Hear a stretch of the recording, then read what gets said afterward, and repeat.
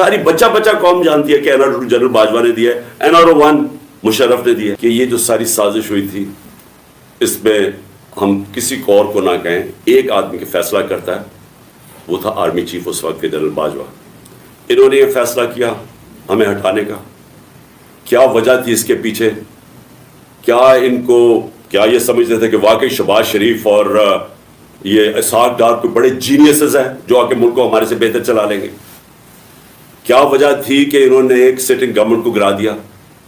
ہمارے لوگوں کو آ کے وہ جس طرح ابھی مصطفیٰ کوکر نے بتایا کہ بیپ کے ممبرز اور MQM کے ممبرز اور شہزان بگٹی سب کو پتا تھا کہ یہ تو جو جدھر حکم ملے گا ان کو اسٹیبلشمنٹ سے انہوں نے ادھر جانا ہے، تو ان کو ادھر جا کے بھیج دیا کہ جناب آپ جا کے ادھر چلے جائیں، اور گورنمنٹ گر گئی۔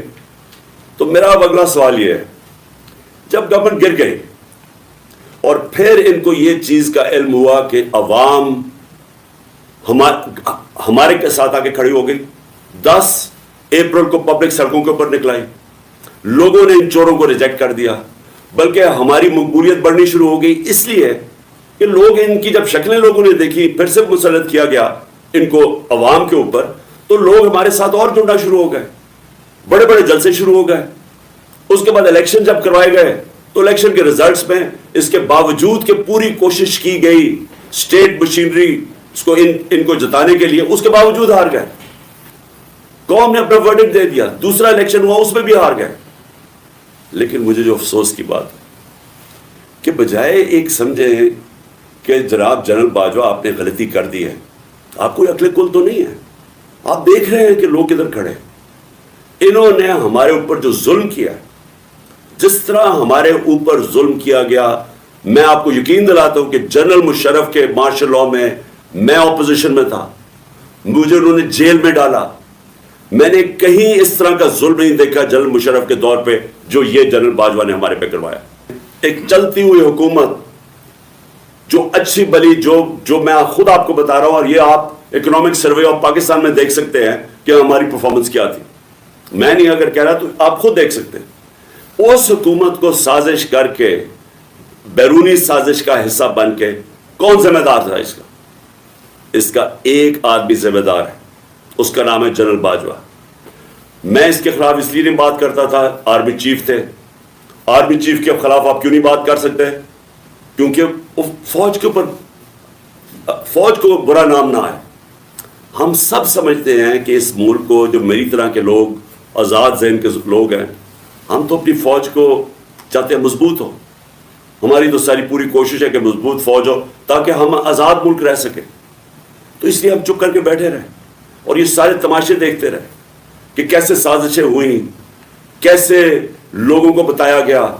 جب میں گورنمنٹ میں تھا، میں جنرل باجوہ کو کہتا رہا کہ یہ 30 سال سے چوری کر رہے ہیں، ان کے اوپر کرپشن کیسز ہیں، نیب آپ کے نیچے ہے، آپ نیب کنٹرول کرتے ہیں، میرے نیچے ہی نہیں ہے، کیوں نہیں ان کے کیسز آگے بڑھاتے؟ پہلے تو ہمیں سارا وقت یہ بتاتے رہے کہ فکر نہ کریں سر، ہو رہا ہے سب کچھ، سر ابھی کچھ ہو رہا ہے، پہلے تو ہمیں یہ بتاتے رہے۔ آہستہ آہستہ ہمیں پتہ چلا کہ ان کی تو کوئی نیت ہی نہیں ہے کرپشن کی۔ مجھے پھر کہنا شروع ہو گیا کہ جی آپ ملک کی اقتصادیات کو ٹھیک کریں، اکانومی کو ٹھیک کریں، بھول جائیں اس کو، یہ اکاؤنٹیبلٹی کو۔ کبھی کوئی مہذب معاشرہ یہ اجازت دیتا ہے کہ بڑے بڑے لوگ جو اربوں روپے کی چوری کریں، آپ کہ ان کو بھول جائیں، ان کو NRO دے دیں، اور آپ چھوٹے چھوٹے چوروں کو پکڑنا شروع کریں اور سمجھیں کہ آپ کا ملک ترقی کر سکتا ہے؟ کیونکہ کوئی معاشرہ بھی کامیاب نہیں ہو سکتا جب تک رول آف لا نہیں ہوتا، جب تک انصاف نہیں ہوتا۔ اس سارے ملک کا ایک جنرل مشرف نے نقصان کرایا تھا NR1 کا، اس ملک نے بھاری قیمت ادا کی اس کی، 4 گنا زیادہ ہمارا قرضہ چڑھایا انہوں نے 10 سالوں میں لوٹ مار کر کے۔ اب پھر جب ان کے اوپر کیسز تھے، 1100 ارب روپے کے کیسز ہیں، وہ انہوں نے پھر ان کو NR2 دلوا دیا۔ تو کون تھا اس کا ذمہ دار؟ کس نے یہ کیا تھا؟ جنرل باجوہ نے کیا تھا، اور اعظم سواتی سے جو کیا گیا۔ اور قصور اس کا یہ کہ وہ کہہ رہے کہ NR2 جنرل باجوہ نے دیا ہے، ساری بچہ بچہ قوم جانتی ہے کہ NR2 جنرل باجوہ نے دیا ہے، NR1 مشرف نے دیا ہے، سب کو پتا ہے۔ اس کے اوپر اتنی سزا ایک سینیٹر کو، اگر آپ نے نہیں دیا NR2 تو جا کے پبلک کو بتائیں نہیں دیا آپ نے، سارے آ کے لوگوں کو بتائیں آپ کے کس طرح آپ نے لوگوں کو بچایا۔ ہم بتائیں گے کیسے بچایا آپ نے، میں ایز پرائم منسٹر بتاؤں گا کہ کیسے کیسے آپ نے احتساب ہونے نہیں دیا۔ آپ نے وہ جب فیٹف کی لیجسلیشن تھی تو وہ خود کہہ رہے ہیں ہمیں وہ اپوزیشن والے کہ یہ تو جناب یہ بیٹھ کے انہوں نے آپ کی آشیرواد ملی تھی، اس کے بعد آپ نے وہ این آر او کے یہ جو امینڈمنٹ تھی نیب کی جو اب ہو گئی، یہ تو تب ہونے کے چکر پہ تھے، تب ہم کھڑے تھے. اور میں تب سے کہتا گیا کہ یہ ملک ترقی نہیں کر سکتا جب تک اس ملک میں رول آف لا نہیں ہے. کوئی دنیا میں ملک آج تک ترقی نہیں کیا جس کے طاقتور ڈاکو ان کو آپ چھوٹ دے دیں اور صرف کمزور لوگوں کو پکڑے. کوئی ملک ترقی نہیں کر سکتا. اور میں نے آپ کے کانوں سے، جنرل باجوہ کے کانوں سے سنا کہ یہ کرپٹ ہے. اب آپ نے فیصلہ کیا کہ یہ ٹھیک ہو گئے اور آپ نے فیصلہ کیا کہ جناب یہ آپ ملک کو ٹھیک کریں گے. تو کیا ہم وہ کیڑے مکوڑے ہیں کہ جدھر آپ بھیڑ بکریوں کو دھکیلیں گے ہم ادھر چلے جائیں گے؟ یعنی ہم انسان ہیں یا ہم جانور ہیں کہ جو آپ کا فیصلہ ہو بند کمروں کے اندر ہم اسی کے اوپر چل پڑیں؟